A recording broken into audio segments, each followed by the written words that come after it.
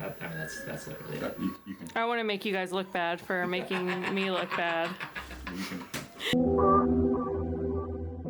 I'll tell you 9 out of 10 times when I see dogs that have temperaments like him, you know, as far as like, you could tell he's a little unsure. He doesn't seem traumatized by any means, but he's unsure. He's like, where are we? What's going on? There's a lot of noises. There's new people, you know. 9 out of 10 times I find that those are genetic things more so than like actual trauma-based things. We've seen so many dogs that, you know, truly came from like horrible abusive situations, you know, of like neglect for years and years and years that wind up being the most confident, stable, dogs that you'll ever meet in your life. And then we've seen dogs that people have had since 8 weeks old. We know that literally nothing ever happened to the dog, you know, that act like you would just think like the worst things have happened to these dogs. Like they're just so not confident, so scared of everything, hand shy, you know, all sorts of signals that most people would look at and be like, this dog was hit or this dog was abused or things like that. So first thing I always try to do is I try to kind of just like ditch a lot of the past, right? He's still young enough at this point where any sort of trauma that may occurred, and frankly, the trauma that he had probably was just that he wasn't getting enough food because the dog was eating all of the food, right? None of that is going to cause any sort of residual issues later on. And again, I don't think that this is, you know, something that's going to affect you guys, but I'll see some people that come in that have dogs where, you know, they don't know anything about the past and they'll kind of craft a story in their head about what may or may not have happened to the dog, you know, years before when they pull them out of a shelter or something like that. And what happens is it completely inhibits their ability to do the things that they need to do with the dog because we're constantly thinking, will this like trigger some sort of past thing that may have happened to them? Or, you know, will this create problems because of that potential neglect that they may have had and stuff like that? So I would say dogs live in the present, you know, I try to stick with that with it. So basically what we're gonna do is we're gonna start teaching him when he feels pressure on the leash, it's not something to resist, but the faster he moves with that pressure, he actually has control over turning that sensation off. So what I'm gonna do is I'm just gonna create some distance. I'm gonna apply steady pressure on the leash. And the second that he moves with that pressure, and I mean like fully, there we go, gives way to it, I relieve all of the tension on my own. Right? So I'm actively teaching him, when you feel this, fighting it doesn't work, but there we go. Stepping with it turns it off, right? So we're using negative reinforcement. We're removing the pressure at the exact moment that he does the correct behavior.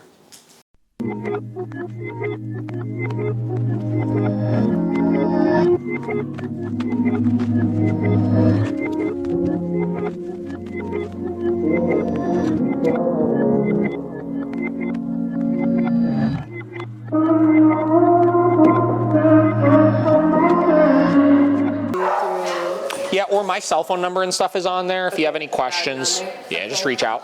Yeah, I'll see what he wants to do and I'll go over that with him. Cool. I appreciate your All right, help. guys, great meeting you. Thank Take so care. much. All right, buddy. Come on, Benny.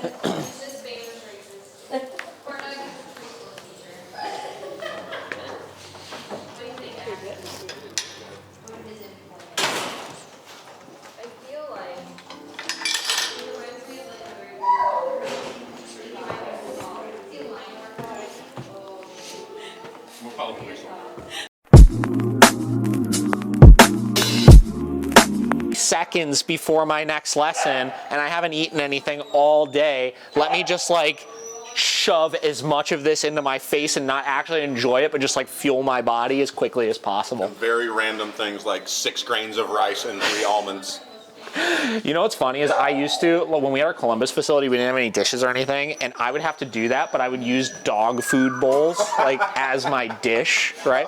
Great. I would just fucking shove shit in. Like one time I remember we had cheesecake, like somebody brought us a cheesecake, and it wasn't even like one of these small ones. It was like a water bowl, like freaking thing like this big, and I just had this big piece of cheesecake right in the middle of it. I was just scarfing it down. Oh my God. It's delicious. So, like, what do you, in your professional opinion, what do you think a typical day looks like for this dog? Like, could he be alone for several hours? And Yeah, a typical day could be whatever you want it to be. You know, I don't I don't get into a whole lot of we have to cater our life around our dog. Like, obviously, we have to provide the things they need, right? We have to provide them their mental stimulation and work them and stuff like that. But, like, listen, like, you know, I own a business here. I work long days sometimes. And there are days that, you know, I can go 3 or 4 days, you know, that I don't get to do very much with my dogs, right? And, you know, though that's not ideal for them, it's not an excuse for poor behavior either, right? We get dogs because we love them, but we have also domesticated dogs to be able to work around our lifestyle as well, you know? So as long as you're providing him on a semi-regular basis, that stimulation, yeah, if you need to crate him for 8 or 9 hours a day while you go to work, like, that's not an issue, you know? If you need to, you know, you have a week where you're really busy and you can't do that much with him, as long as you're telling him what's expected of him, that shouldn't be an issue, you know? Is the intention to, like, wean her off of that eventually, or to have her be on an e-collar for the rest of her life? I guess is, like, kind of the question. Like, yeah, what's your best case scenario with that training methodology? Yeah, so with any training tool we use, you know, it's interesting.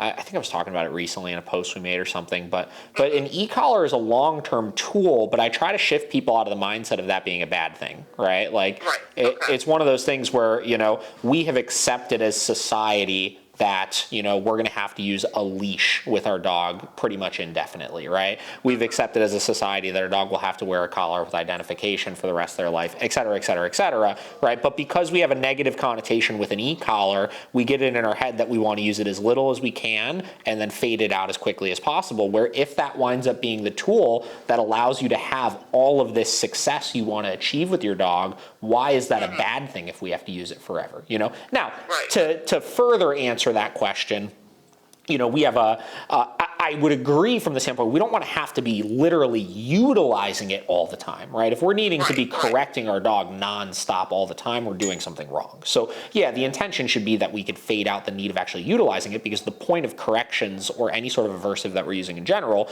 is for the dog to understand what it is and learn how to avoid it in the future, right? So with my dogs, for example, I use e-collars forever with them still, right? They still utilize them, but I use them in kind of select situations where I know my dogs are more likely than anywhere else to try to blow me off if they're going to. So for example, the 3 places are if I'm going off leash anywhere, if I'm having anybody come over my house, or if we're going into like a public setting with them. And outside of those 3 situations, they rarely have the e-collar on, right? And because I always put it on in those situations, I never find myself getting caught off guard and running into situations where my dogs choose to blow me off and there's nothing I can do about it, which means that even though I put it on in those situations, I hardly ever need to actually use it, right? So we try to be very strategic with our implementation of the e-collar long term with our dogs so that we still use it forever. We never totally fade it out, but we're not actually needing to actually use it when it's on, you know?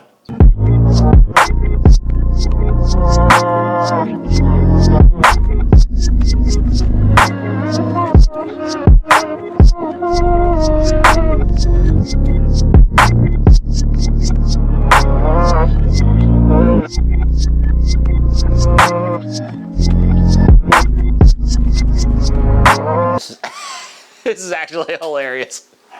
I saw Google My Business. We just got a review. And it says, Sandy left a review on Miracle Canine Training. No comment, 5 stars from my mother. My mother just randomly decided at 12:25 p.m. today to leave us a 5-star review on Google. Thank you, Sandy Turpak. I appreciate it. Thank you very much. I need to get better with it with him first, I think. I would like to see like myself and maybe one of the other trainers get there. Cool. Because he gave me a little bit of a hard time the other day with it. Okay. I mean, it wasn't a big deal, obviously, but it was pretty tricky to get it off of him. So I want to get him a little better with it. So let me ask you this: where did you see the biggest shift with him, like with you? Because I mean, like, he looks like he's hit a point where he's like totally comfortable with you, which is good. Yeah. Me and him are really good. I guess it would be like the second day of trying to get working with the muzzle and the prong. With the prong. Yeah. Like getting it on and off and stuff like that. Sure. Once I was able to kind of like comfortably do it, the first day was kind of rough. Like I think I was telling you, like it was like around it. Ooh. But I don't know where it is. That's okay. Don't worry about it right now. This is interesting. You should film some of this here because this is really good, interesting dog communication here happening.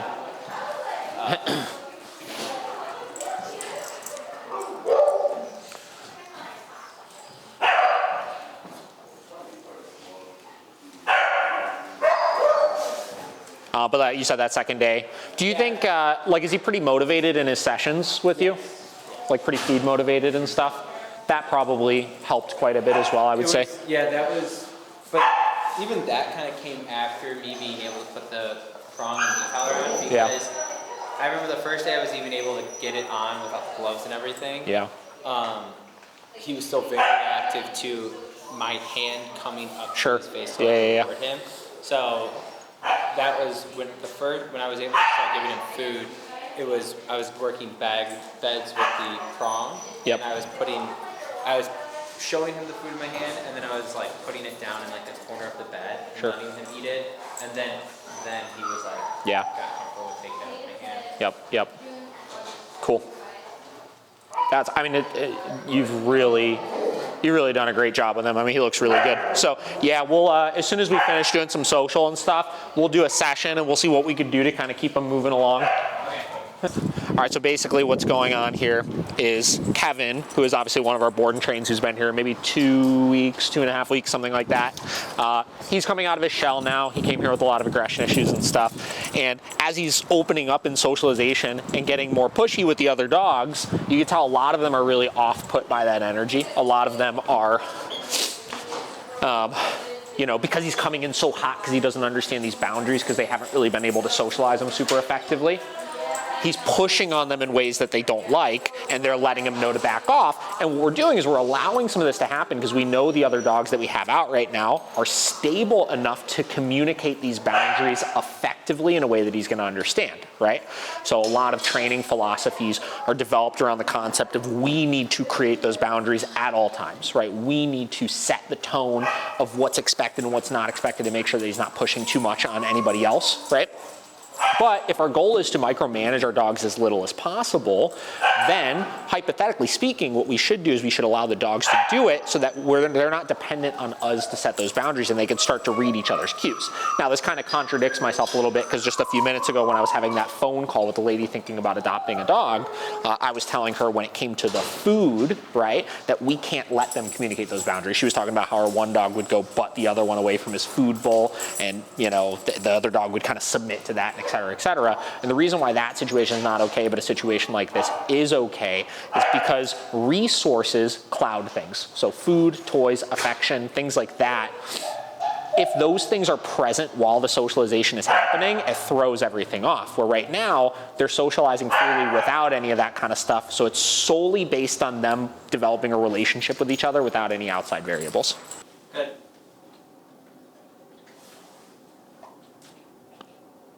Okay. Good.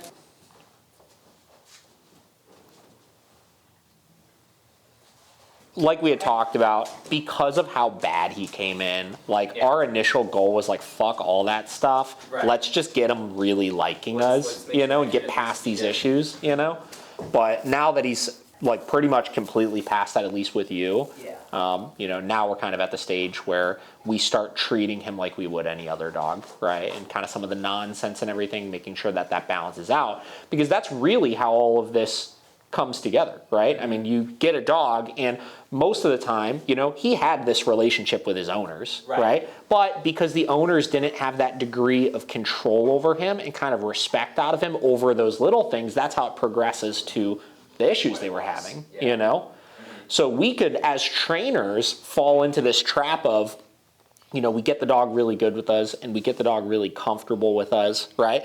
But we don't push that envelope. So we create the same issues with ourselves that the owner had, right? Yeah, we start seeing that kickback and stuff too. Yeah, and we see that a lot with positive only trainers and stuff. For so many people call us that have dogs with aggression issues, they'll be like, yeah, I worked with this positive only trainer, or I just worked with this balance trainer, right? And they did a bunch of food stuff with the dog, and the dog loved them. Every time they saw them, they got so excited and this and that, right? Yeah. But they still had issues, right? Because it ultimately didn't solve the issue, right? Because it was almost like we get comfortable with them. Oh, well, they like us, so Yeah. we have that huge improvement. But it's 100%. Now that we work Yeah, through that, we develop that relationship to then work through the problems, right? And that's why he wound up needing longer. That's why you get some dogs that need those 5 weeks, is because we need the time to develop the relationship before we can actually do most of the training. Exactly.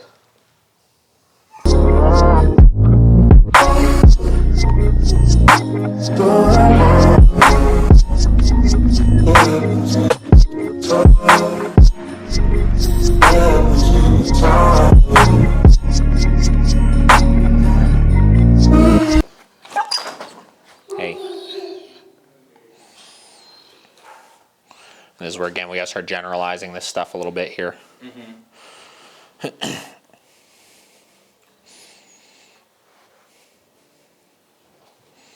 guess that would be another big point when I Yep. was able to kind of just like pet him, like have vets. Yep. Exactly. Basically. Yep. Like you come at him, like to go to pet him, you Yep. might get like a pet or two, and then he freaks out. But then you like get 2 more pets in, he's like, cool. Yeah. So that's what I would start with before I even worry about taking the collars on and off. Yeah. It's got to start with that, because here's the thing. I mean, he's still not good about it, you know? Right. Now, to clarify for video purposes here, obviously he has aggression issues, right? But you get back into what we would clearly define as aggression, which is intent to do harm, right? He does not have a whole lot of intent to actually injure us. And I keep talking about this because everybody and their mother wants to label every single dog as aggressive. And I think it's become too gray of a term, where so many dogs are getting labeled as aggressive and scaring people, where it doesn't actually need to be the case, you know? So like a case like him, yes, I'm not excusing his behavior. Yes, he is still acting in an aggressive-like manner, but he's not trying to hurt us, which is why we can get away with just using these gloves, right? If he were really aggressive, he would bite my hand and rip right through this thing and actually injure me, right? But that's not the case. And we determined that pretty early on, that that's not the case. He's just extremely scared, and we have to put him in this situation where he realizes those aggressive looking behaviors don't work, right? They don't make people go away.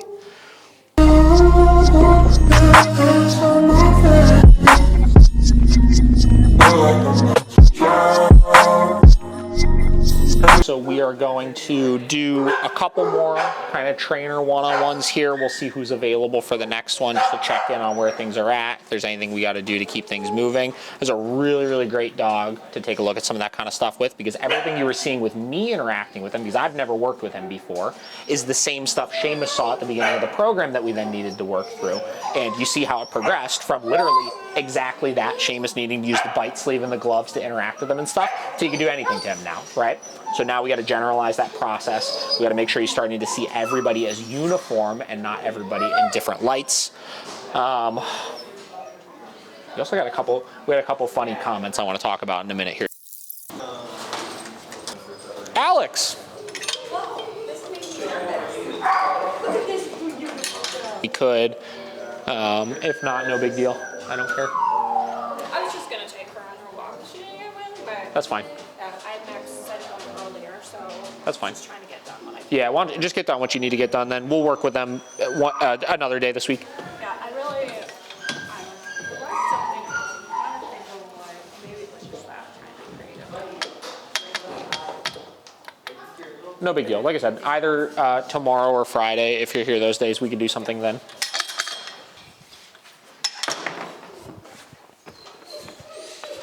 Obviously, Yeah. as per yesterday, that looked good, Sure. doesn't sound good. Okay. I asked Matt to walk him to kind of give me his opinion. He said he was fine. Yeah. So I don't know if I'm just being too strict with criteria on him. Yeah. Or if he's just pushing. I remember one time when I went to the Gary Wilkes seminar in Indiana. He teaches all of his walking with a face halty, and one of the things he did with a bunch of different dogs, he put the face halty on, and he did the same thing. He's like, he had the owners like hold the leash like this, like across their chest, and then just said, start walking. And if they hit literally the very, very end of the leash, say no, pop the halty, say heel, then start walking. And what wound up happening, before anybody ever had a chance to really tighten up that heel position, they started just kind of doing it on their own, you know? Because again, the heel position is not so much about a specific position, but more so about attention. And once you have the attention, or the quote-unquote engagement, right, the dog winds up falling into what looks like a heel position, because the heel position, or slightly behind you, which is what we're kind of striving for, is the easiest place for the dog to see us and maintain that command, you know?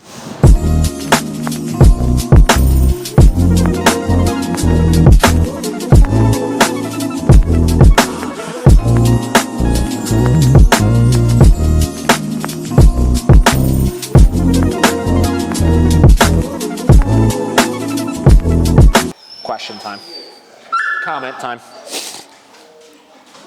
All right, so I received a comment on, where's it at?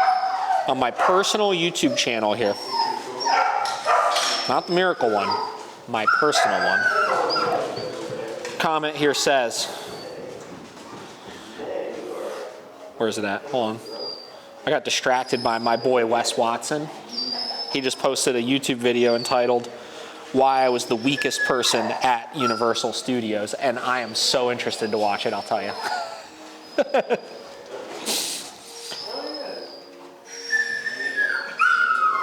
For anybody that cares to know, Wes Watson was my fitness and nutrition coach for a little bit, so I'm deeply invested in his life.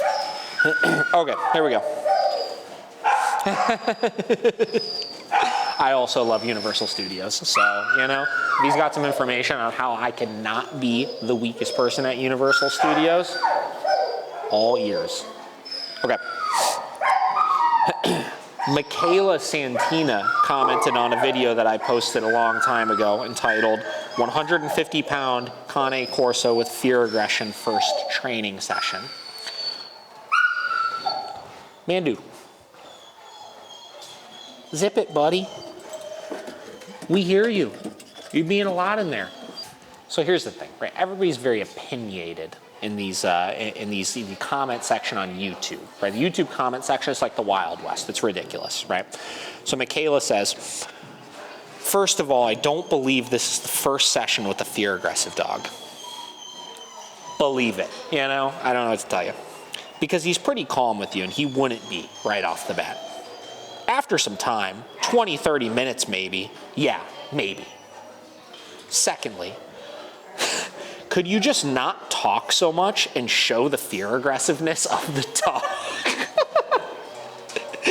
And then correct it? Question mark. People would learn so much more than just listening to you banter. This is actually constructive criticism from a professional. You seem to know your stuff, but you're not showing it. What? How do I seem like I know my stuff if I'm not showing it? Oh, and people get tired of listening. They want to see action, or at least actions, plural. So that's what the ethos have to say about our training these days. Well, Michaela, I'm sorry that you don't believe that that was my first training session, because it had to have been 20 minutes after my first training session. But I promise you, it was. And I'm sorry you don't like that I talk so much. Listen, this vlog is not going to be a talking vlog. I'm not going to talk very much in it.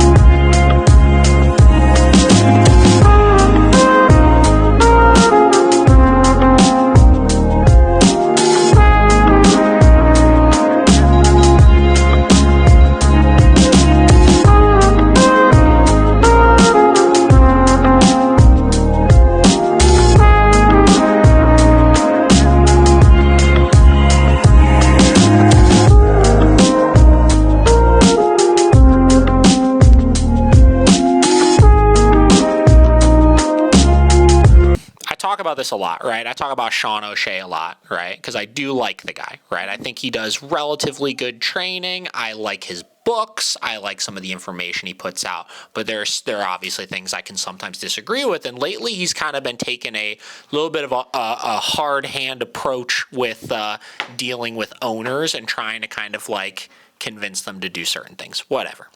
So he made a post the other day. Which one was it? Yeah. If your dog is bullying you, whether dragging you around on walks, exploding at dogs, reacting on you, or restricting your actions, behavior, access to locations in your home, and, in quotations, how freaking dare you, end quotations, isn't some aspect of your thought process, that's likely the cause. Now, I would say for the most part, I would agree with this post. Right? I think that a lot of people take an approach when they look at negative behaviors or potentially dangerous behaviors with their dog. They look at these things and they take this approach of, oh no, what am I doing wrong that's causing this? Which is a logical thing to think because likely there is something that you're doing to cause it. But they don't necessarily have the intensity of like, you can't do that. Like I need to stop this behavior. I can't allow you to continue doing this, right? So he made a post today. It was like a follow-up post of some girl that commented something on it that I actually kind of, I thought sparked some interesting conversation here, right? The girl said, I'm pretty sure dogs do not have the emotional or mental capacity to bully, harass, or abuse humans. Dogs do dog behaviors, and of course that doesn't mean we shouldn't help them to cope and communicate more effectively, and we shouldn't tolerate behavior that is dangerous to humans or other animals, but I think assigning purely human actions to dogs is a bit ridiculous. I read that and I was kind of like, girl, you right? I think she's correct, right? So he kind of sent like a little bit of a snarky response back. And this is, he posts these things, right? And he posts the comment and his reply back so the world can see, right? For us to discuss, obviously. So he replied back, he said, you should spend more time with more dogs and with more dog owners. Dogs are opportunistic and keenly aware of social hierarchy. If a dog desires something, enjoys something, or disapproves of something, and a weak human is all that stands between that which the dog desires, enjoys, dislikes, dogs with stronger attitudes or temperaments will happily bully owners with weaker attitudes or temperaments to create the reality they prefer. You can come in. Why? Where does this go to? Yeah. Why wouldn't they? They aren't moral creatures. So if all that stands between the reality they desire and a reality they don't desire is a weak human, and they realize they can bully that human and get what they want without any consequence or fallout, they'll happily bully away.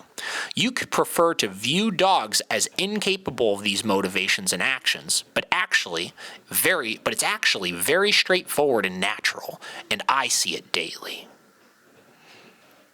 Thoughts?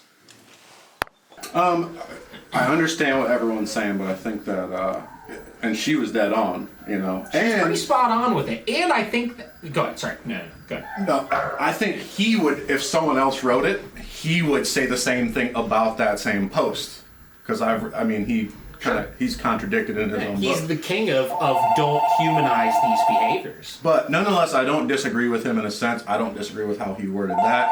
I definitely agree with her. But I think where it becomes unsavory is, keeping in mind that we need to be a place for people to come to for information, and they shouldn't feel ashamed. And telling someone that they're being bullied by their dog is just something that is just kind of embarrassing, as opposed to approaching it in a manner of, this is common. Yeah. It's not normal to know this, but this is what you do. Yeah, I would agree with that. I think the thing that sparked me when I read that is like I understood his initial post and I agreed with it. I was like, you need to have that mentality of like, hey, listen, you can't do this, right? You got to have that intensity behind working through some of these more serious issues, right? And her reply back, as far as agreeing, like we can't tolerate those behaviors, but like some of these more complex human emotions we're putting on it with these like alternative intentions and stuff like that, they're just not really able to rationalize things to that capacity, right?